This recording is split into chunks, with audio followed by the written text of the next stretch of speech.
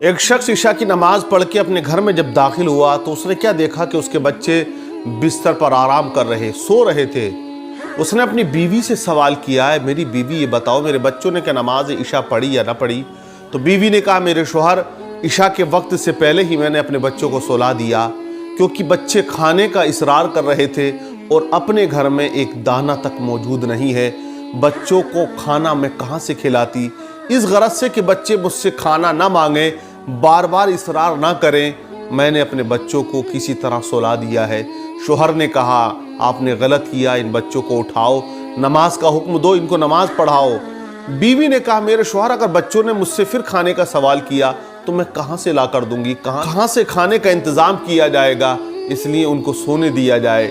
شوہر نے سختی سے کہا نہیں، رزق کا وعدہ میرے رب کا ہے، اللہ نے وعدہ کیا ہے، اللہ رزق عطا کرنے والا ہے، وہ ہمیں عطا کرے گا، لیکن نماز ہم کو پڑھنی ہے، نماز ہم پر فرض ہے، عبادت فرض ہے، اس لیے تم بچوں کو اٹھاؤ۔ بیوی نے اپنے شوہر کا حکم مانتے ہوئے بچوں کو اٹھا دیا، نماز کا حکم دیا، بچوں نے نماز پڑھی۔ جیسے ہی بچے نماز سے فارغ ہوئے دروازے پہ دستک ہوئی، کوئی آنے والا آیا ہے، آواز لگائی، باپ چل کے گئے، دروازہ کھولا، کیا دیکھا کوئی انسان کھڑا ہے جس کے ہاتھ میں دسترخوان ہے، لذیذ کھانے اس میں لگے ہوئے ہیں۔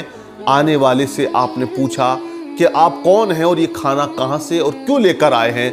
تو اس انسان نے کہا کہ میرے یہاں آج بہت مہمان آئے، لیکن کسی بات پر جھگڑا ہو گیا اور وہ جو مہمان تھے بغیر کھانا کھائے ہی چلے جاتے ہیں، انہوں نے قسم کھا لی کہ ہم تمہارے گھر کا ایک دانہ نہیں کھائیں گے، اور وہ اٹھ کر چلے گئے، کھانا بچ گیا، کھانا رکھا ہوا تھا۔ اب میں اس شش و پنج میں تھا کہ میں کھانا کسے دوں، کہاں دوں، لیکن میں نے یہ کھانا اٹھایا اور میں نے دل میں نیت کر لی جہاں میرے قدم رک جائیں گے میں کھانا وہی دے دوں گا۔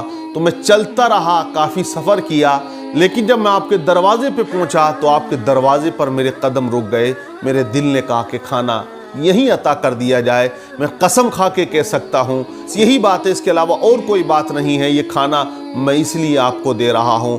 باپ نے وہ کھانا لیا، گھر میں لے گیا، بچوں کو کھلایا، اور کھلاتے ہی رب کی بارگاہ میں دعا کی، رب اجعلنی مقیم الصلاۃ ومن ذریتی ربنا وتقبل دعا۔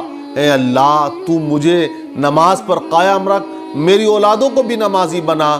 اور یہ بات انہوں نے اپنے بچوں سے کہی کہ اللہ رازق ہے، تم عبادت کرو، اللہ رزق دینے والا ہے، یہ اس کا وعدہ ہے کہ وہ رزق ہمیں ضرور دے گا، لیکن اس کا یہ وعدہ نہیں ہے کہ وہ ہمیں جنت دے گا، جنت ہمارے عمل کی بنیاد پر ملے گی۔ لیکن آج کے اس دور میں ایسے باپ کم نظر آتے ہیں جو اپنی اولادوں کو سوتا ہوا ہو جگا کے نماز کا حکم دے، بلکہ جن کے اولادیں جاگ رہی ہوتی ہیں باپ انہیں بھی نماز کا حکم نہیں دے پاتا، نماز کے لیے نہیں کہہ پاتا۔ لیکن یہ یاد رکھو، اگر گھر میں آگ لگ جائے اور ہمارا بچہ چاہے کتنی گہری نیند میں کیوں نہ ہو، لیکن جب آگ لگ جاتی ہے تو آگ سے بچانے کے لیے ہم اس کو اٹھاتے ضرور ہیں، اے بیٹا اڑ جا ورنہ تیری جان چلی جائے گی۔ لیکن یہ یاد رکھو، اگر آپ کی اولاد نمازی نہ بنی، اللہ کو راضی نہ کیا، تو دوزخ انتظار کر رہی ہے ایسے لوگوں کا، دوزخ کا عذاب ان کو سہنا پڑے گا۔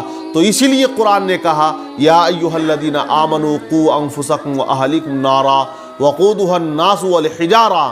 اللہ فرماتا ہے ایمان والو اپنی اولادوں کو آگ سے بچاؤ، اس آگ سے جس کا ایندھن انسان اور پتھر ہے۔ تو پتہ یہ چلا کہ ہمیں اپنی اولادوں کو نماز کا حکم دینا چاہیے، نماز کی تلقین کرنی چاہیے، اور بچوں کو نماز کے ساتھ لے کر ضرور جانا چاہیے، اور یقین کامل اپنے رب کی ذات پر ہمیں رکھنی چاہیے، کیونکہ خدا تو رزق دیتا ہے، کیڑوں کو پتھر میں، تو کیوں پریشان ہے ہیرے موتی کے چکر میں؟ اڑا جا آسماں میں یا لگا غوطہ سمندر میں، ملے گا اتنا ہی جتنا ہے تیرے مقدر میں۔ تو نماز کا پیغام ہے، عام کریں، دوسروں تک نماز کا پیغام پہنچائے، نماز کا حکم دے۔ اللہ تمام مسلمانوں کو نماز پڑھنے کی توفیق عطا فرمائے۔